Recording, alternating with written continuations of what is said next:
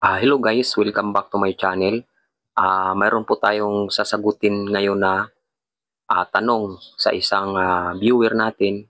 Ito po yung, Sir, anong klasing water pump po kaya pwede gamitin para paakyatin yung tubig galing sa linya sa ibaba? Mga 30 meters po at slope yung lugar at sa bahay ilalagay yung water pump.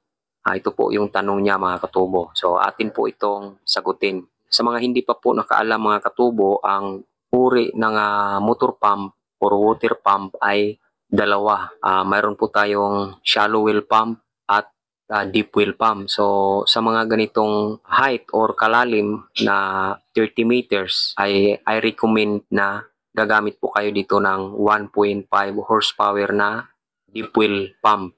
Yung deep well pump na vertical, 1.5 horsepower at mayroon po itong ejector. So kailangan po nating with ejector nito dahil napakalalim na po ng length or tubig na paakyatin niya. With ejector talaga ang ating gagamitin na pump.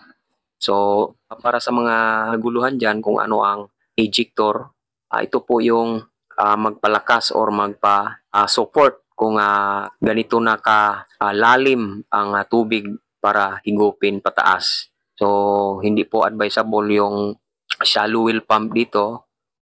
Kung ikumpara natin, ang shallow well pump ay 25 feet lang po ang limit niya yan. Kung lalagpas na po dyan sa limit na yan, ay hindi na po makapag-produce or makapagbuga ng tubig galing sa ibaba. So, sa mga ganitong situation, ang kailangan po natin dito is deep well pump, yung with ejector. At ang kanyang horsepower ay 1.5.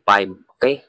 So, sana napanood mo din itong aking sagot sa iyo. So, maraming salamat sa pagtanong.